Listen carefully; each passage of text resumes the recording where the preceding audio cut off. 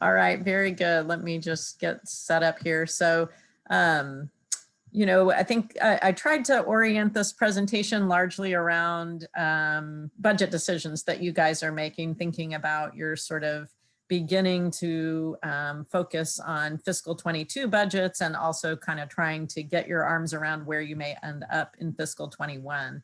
And so that'll be what sort of most of the session takes up. And it's, you know, first, let me just say, I know it's a really challenging time for folks in the business office as the uncertainty in the world is greater than it has been in a long time. And so I have a whole lot of respect for you all and what it is you're trying to do, and just really appreciate the opportunity to work with you.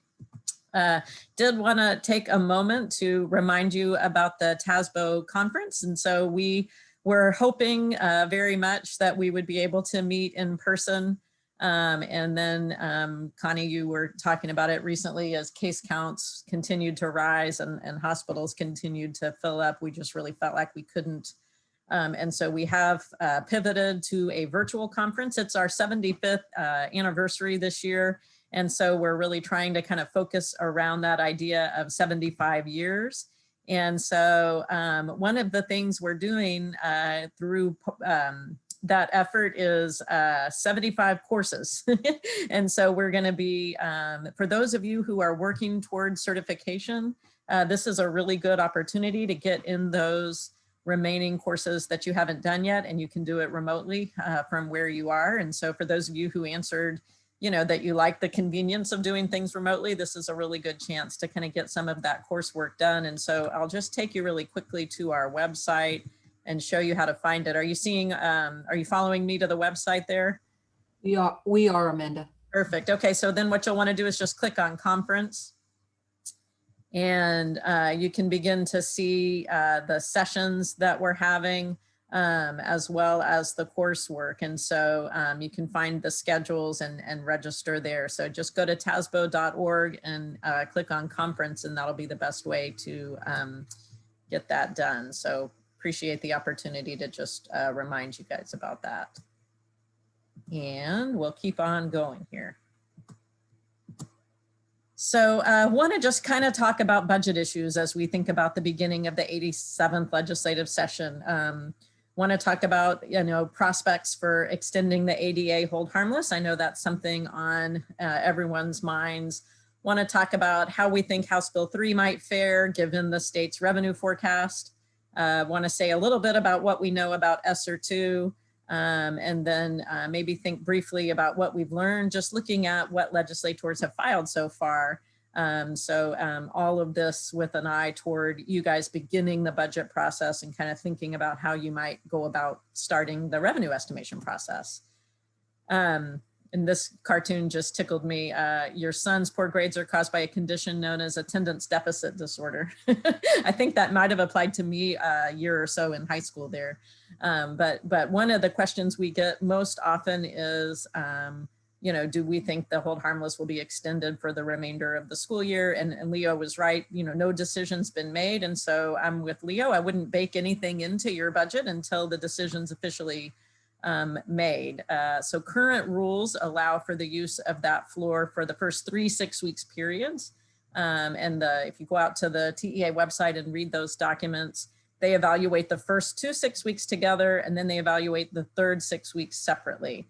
And then don't forget, if they substitute overall ADA, they're also going to substitute those ADA and FTE based counts as well. And you'll see those all on that same spreadsheet. You can listen to it too. And then mic's on. And then the other thing to remember is in that same spreadsheet, there's an attendance rate cap. So I've had a few districts call and say, we're not worried. We're doing fine because all of our remote students are logging in every day. But don't forget to really look at whether the attendance rate cap applies to you. So you're not going to get, even if you're doing a remarkable job with your remote students and they're logging in every single day, you're not going to get a 100% attendance rate for them. So make sure you look at both spreadsheets there. And then recently on one of the commissioners' calls, I understand the commissioner says that a potential decision about extending that hold harmless would be made in February. and that he would make that decision in conjunction with folks on the House Appropriations and Senate Finance Committees, you know, those in charge of the state budget going forward. So we don't know yet about the 4th, 5th, and 6th 6 weeks.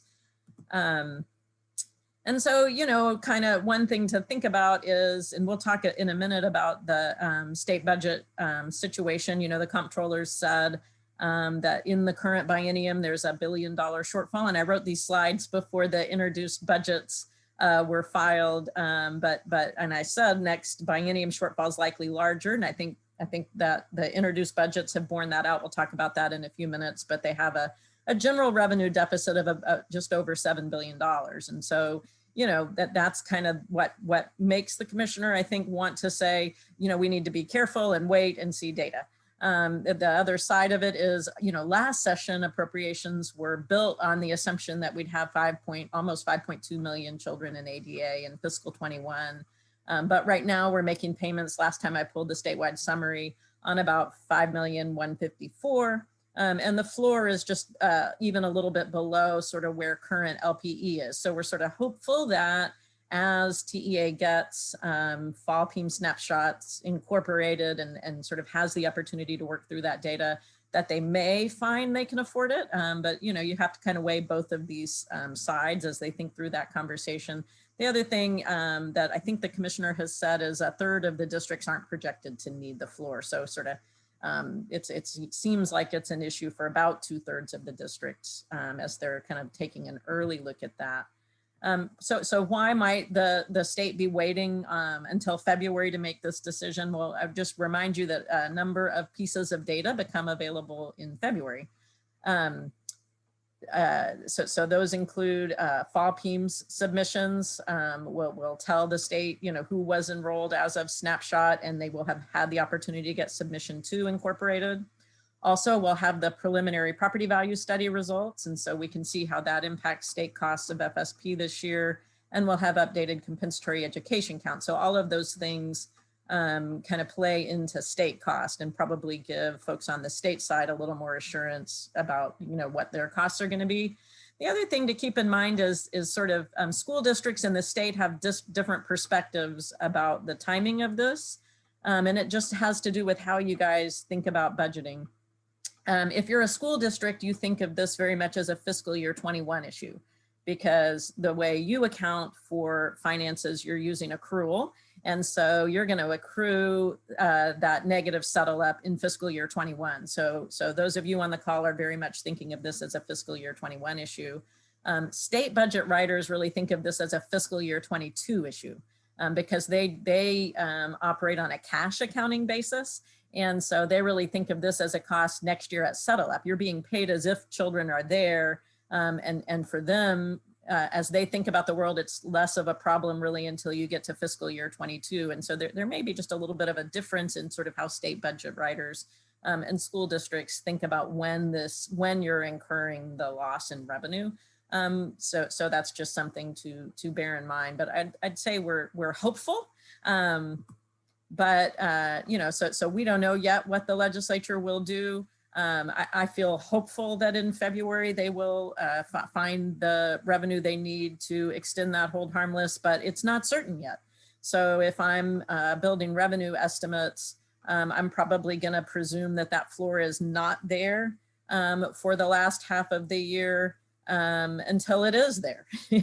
That said, you may run some revenue scenarios both ways so that you sort of have that in mind and be sort of prepared to sort of quickly adjust should that revenue become available and you have the opportunity to spend it. So that's just sort of something to think about. And I know folks are anxious about that. And so hopefully we'll have an answer here within the coming weeks. Then we want to sort of talk about House Bill 3 funding. You know, I think the question was asked earlier, you know, will the legislature fully fund House Bill 3? And so I want to kind of just talk briefly about that. And again, most of these slides were written prior to yesterday's filing of the appropriations bills, but I did kind of have the opportunity to adjust a little bit. But one thing I want to just point you to on this slide is this number down here at the bottom. So the comptroller says that there will be 112 billion available in general revenue related funds. And so, but in addition to that, there'd be $270 million available in all funds, and then an $11.6 billion rainy day fund balance. So those are kind of the tools lawmakers have as they think about how to write a state budget for the coming 2 years. Remember, they're not like DC. They can't spend money they're not projected to have. So they've got to make the budget balance either by increasing revenue or cutting spending if the current services budget doesn't line up with projected revenue. And this is just sort of a trail of sort of how we get to that $112.5 billion in general fund revenue. I'm not going to take you through each piece of it, just being mindful of time, because I know Josh will have some thoughts on all of this as well. But just kind of shows you, you know, sort of how the comptroller arrived at the all funds revenue number. So then we did get the budget bills filed. And so, you know, when you think about, is there a budget problem or is there a budget shortfall, you need two pieces of the puzzle, right? You need both the revenue side and the needed spending side to sort of know whether there's a revenue shortfall. So what the comptroller said was, you know, there's $112.5 billion in general fund revenue available. In all funds, there's 263.5. And so the bills filed in both the House and Senate, and there are some small differences between those bills, but they're very small. So I wouldn't make too much of the differences between House and Senate. That may have as much to do with when the bills got got put together as it does sort of philosophy. But they're spending really similar amounts of money. They do both fully fund the foundation school program, and for that, I feel relief. I think that's a really good sign in terms of how they're starting the process. But they are upwards of $7 billion short in general fund revenue. Now they have some additional revenue in the all funds number. And so one of the questions is, will they move money around in order to kind of solve that budget problem, or are they going to have to sort of think about making additional cuts as we go forward? And so this just kind of gives you some additional context and also shows you that under the comptroller's revenue assumptions, some of what's not available to spend is that it would be transferred to other funds like the rainy day fund. And then just a reminder, sort of, they have some potential opportunities for savings. And so one thing we know is the foundation school program in the current biennium was costing roughly $3 billion less than what was appropriated last biennium, at least as of last time I heard the comptroller speak about this. I think actually that savings may have increased a little bit since I wrote this slide. And that's predominantly because property values in tax year 2019 grew faster than was projected, as kind of Leo was talking about when he spoke earlier. And also because average daily attendance last year was lower than was projected. And finally, because of the ESSER swap, you know, as you guys talked about earlier, that saved the state sort of roughly $1 billion. So all of those things together helped balance the budget in the current biennium. So we say that's a tool, but that tool is sort of off the table. They've already spent that savings. In addition, they've got the Economic Stabilization Fund, or the Rainy Day Fund. Right now, they're projecting an $8.8 billion ending balance in fiscal 21. So that's there for them if they need it. Another tool that they sometimes turn to is a payment delay. So where they would push that final payment in August out of this biennium and into the next biennium. And frankly, that's one of the less painful ways of solving a budget shortfall. For school districts, they can accrue that revenue in the current year. And so it really doesn't hit your books as a loss, but it kind of helps the state delay that cost with the hopes that the economy recovers from the pandemic. And so then they can put that money back as they have the opportunity when economic times get better. So that's a tool they've used in the past. And then this is probably not a popular one, but I want to put it on here because I think you need to be aware that I think budget writers are going to think about this. There is an additional $5.5 billion that should be going to schools in the second round of ESSER funding. And so I think we put these in order. So we would prefer to see them use the Economic Stabilization Fund or a payment delay. as they're looking at ways to solve this budget crisis. But I also think you need to be aware that lawmakers might consider using all or at least a portion of the second round of ESSER funding as they think about how to sort of solve the budget puzzle. And so I just think, full disclosure, that's something they're going to be thinking about. And we'll talk a little more about that in a minute. Amanda, just real quick on that. I think it's kind of amusing to say we balance our budget, but we'll delay payments, you know? So, and then even going back to that ESSER too, I know again, hearing different comments, and quite frankly, if I were sitting in a district chair, I'd probably have the same comments. I totally understand, you know, and so you wear two hats here, right? One is sort of advocating for the needs of public education, but the other one is sort of helping districts prepare for what might be about to happen. And so you got to kind of balance both of those things. Districts say, you know, the ESSER would be great if it were just a USDE grant that came straight from the feds. And right. And for sure, you guys, and we'll talk about this in a few minutes, but of course you have costs, right? Because you're about to bring back into schools next year a group of children who are very much in need, socially, emotionally, academically. There is much that needs to be done for children to help them recover from the last year. You also have staff, frankly, that needs to recover from the last year. And so I absolutely hope that you get a portion of that money to spend on top. And we'll talk in a minute about, I think you need to be building plans about how you would use those dollars thoughtfully if you get them on top. But I also, you know, think you need to plan for the possibility that you don't get all of it on top, given the state budget picture. So here are some of the headlines that we just pulled as the revenue estimate was put out by the comptroller. But at the same time, so what makes us hopeful, right? I don't want to be too negative here, because I think lawmakers are proud of what they did in House Bill 3. And so my hope is that causes them to want to protect those dollars for public education. And we've got leadership in both the House and Senate really prioritizing public education. I think that's reflected in the introduced budget. Other areas in the state did see funding cuts in that base budget, and the foundation school program did not. So I don't want to let that go unnoticed, right? That's important. And so just kind of put both of those quotes up there. That gives me hope. So if we think about, Connie, we have three priorities here, right? Getting the hold harmless extended, protecting House Bill 3, and then getting some of the ESSER money on top. I think these kinds of quotes make me feel hopeful about at least that second goal, if that makes sense. So somebody asked earlier in the morning, you know, should we be budgeting, you know, using current formulas? And I think if I were in your shoes, I would start with current formulas. I probably wouldn't yet build in the rest of the year for the ADA hold harmless, but I would be hoping that I would get to soon.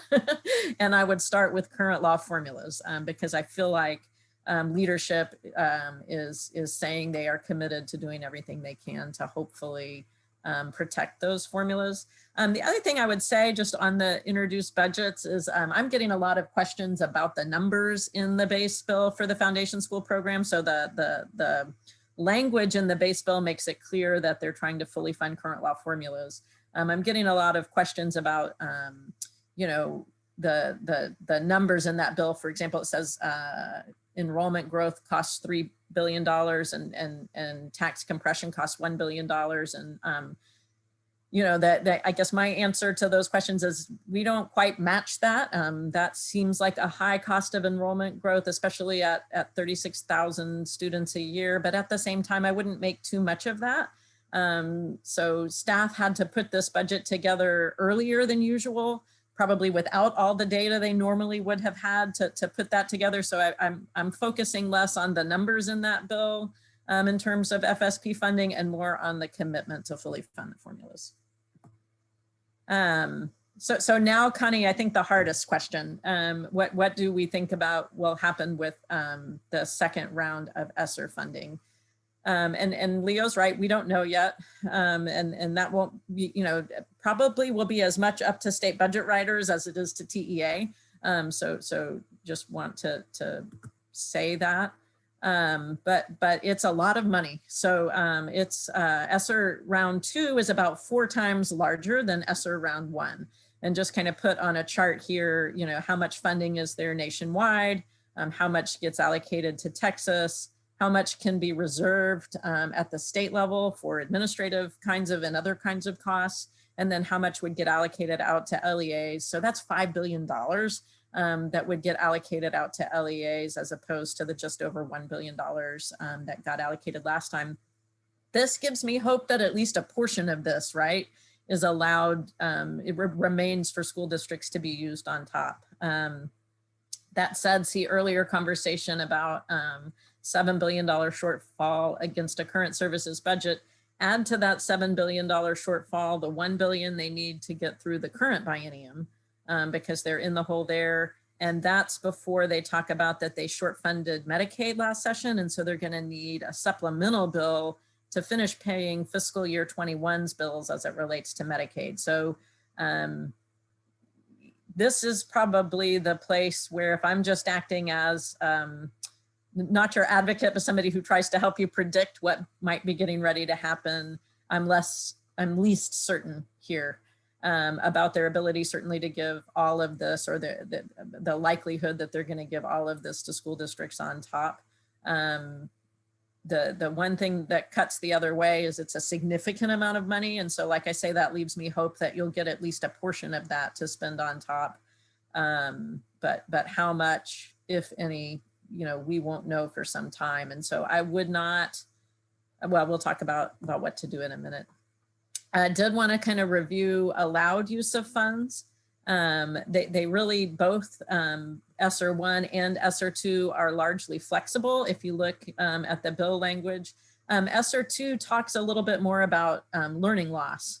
And so I think that's important because I think that's something that you all hopefully are sitting down now to begin to think about what are we going to do as we bring children back into the building to really help them recover from the just really challenging year that they had last year.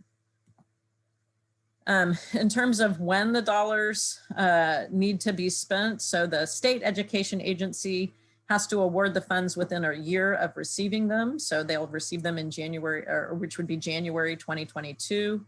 And then they can be used for pre-award cost. But you would have until September 30th, 2023 to spend those dollars once you get them. And then the state maintenance of effort language, it's very similar to, but not exactly the same as ESSER round 1. So I highlighted the words that have changed, but both really look at state's maintenance of effort as it compared to fiscal years 17, 18, and 19. Something to keep in mind as all of those years were pre-House Bill 3. I don't know, but my hunch is, given what happened last time, that state budget writers are kind of reading this language now. And then David already said this, but the federal rules say that you do have to track ESSER 1 separately from ESSER 2. So that's why David said you're going to be getting a new fund code because you can't just sort of dump that into 266 along with ESSER number 1. And then just again highlighted language that's new in ESSER round 2. And so Connie, to your point earlier, the funding went out based on Title I, which really would be the federal government's signaling that they want these dollars, especially to go to help low-income children who probably struggled most as it relates to the pandemic, right? And then if you fully supplant that makes it harder to use those dollars, certainly, to address low-income children's needs, because you're kind of standing where you were, except you have some additional sort of accounting challenges. So the hope is that this language here that was added as it relates to ESSER round 2 that includes reporting about how the state's using these dollars to help children whose learning loss may be disproportionately affected by the virus, especially low-income students, children with disabilities, English language learners, racial and ethnic minorities, and students experiencing homelessness. Hopefully that language helps encourage the state, Connie, to leave school districts some of this funding on top to really think about building good plans for bringing children back into the building next year and addressing their needs. So, you know, one of the things that I think makes this really hard is you're not going to know the answer to these questions until well after you want to know the answer to these questions. And one thing that is a challenge for school districts is how do we build really thoughtful plans when we don't yet know how much revenue we have to build those plans. And so one of the things I would recommend you do is go ahead and start building plans about what would you do with these dollars if you were to get them on top. Because what you don't want to happen is if the legislature in April or May comes to decide that you can have some of these dollars on top, you're not ready to build a thoughtful, careful plan about how to help children. So I would go ahead and start building plans now about what you would do if that revenue were to come to you on top. What extra services do you need to provide for children next year to help them recover, both because it will cause you to be more effective in the spending of those dollars and because you need to be sharing with your legislative delegations the kinds of things that you think you need to be doing for children if the budget constraints weren't an issue. That said, you also need to be building plans for how you will continue to serve children absent those dollars coming on top. And I know that's hard to do both things at the same time, but I don't have a sort of a better answer for you. Connie and Josh, you guys may, but you certainly don't want to bake it into your survival strategies, but you absolutely want to think about the kinds of programs and services that children need and start there as you're moving forward.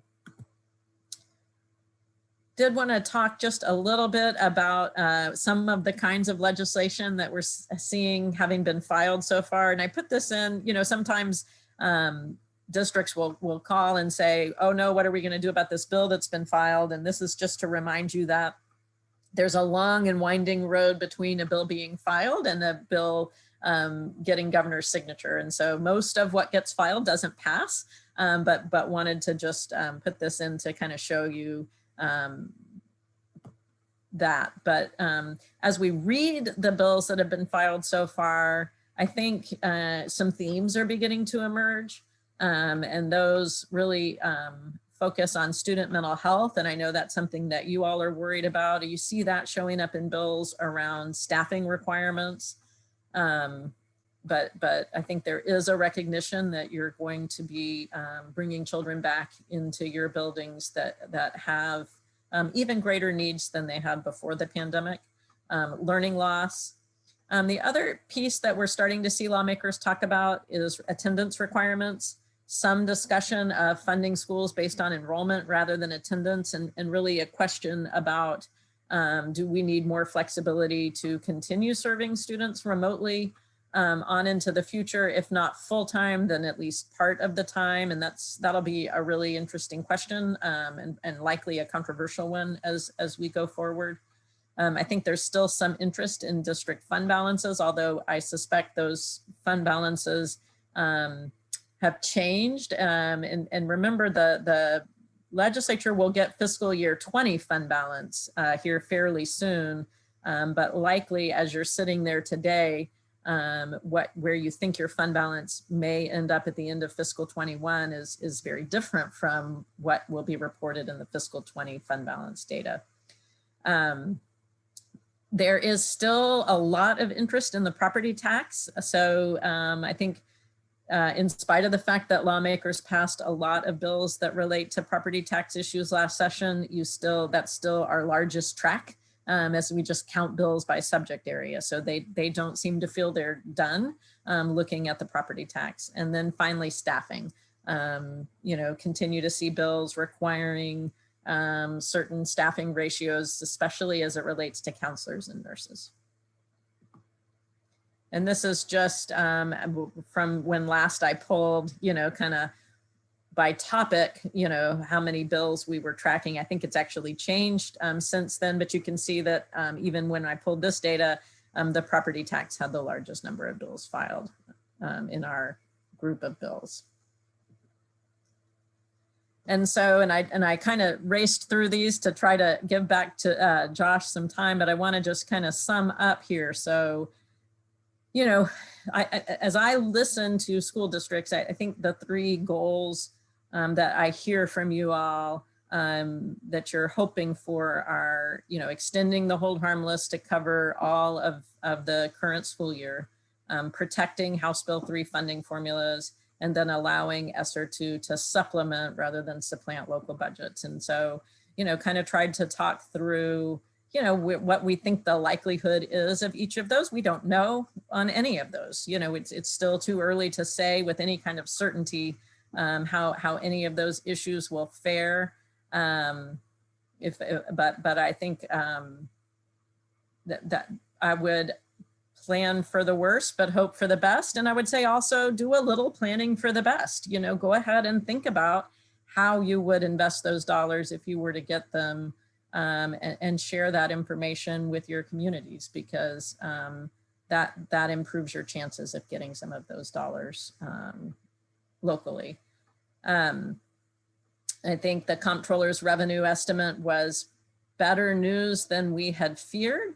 And so I think that improves our chances of getting at least some of the way there, especially as it relates to protecting House Bill 3 and maybe even extending the hold harmless and hopefully even getting some of ESSER 2 on top. I'll say it that way. But as you're budgeting, you know, consider preparing funding for flat formulas and current ADA projections. You know, make a plan for how you would live with just the first 3-6 weeks hold harmless, and then what you really think is going to happen with attendance on into the future, and then contingency plan for how you would spend additional dollars should they become available. Because like I say, I think the timing of when you'll really know anything with certainty makes all of this much harder. You know, one of the things we've talked a lot about with our members is, you know, how do you project for your staff stability amidst the chaos, right? Because, you know, they are also feeling, you know, your anxious, your anxiety as they look at the world. And so how do you project stability for them while also kind of trying to manage the real uncertainty that's out there in the world? And like I say, I have all the respect for you all on the ground trying to do this work in the world, and feel, you know, proud to be a part of that and try to help you guys through it. The other thing I would say as you're building your budgets is to remember that even if you get ESSER 2 on top, or a portion of ESSER 2 on top, remember that that's one-time funding. And so you want to build plans to use those dollars on those kinds of costs that would be one time. So, you know, really thinking about using those dollars to help children recover next year and the year after. But remember that those dollars will run out. And so don't build them into your long-term budget forecasts.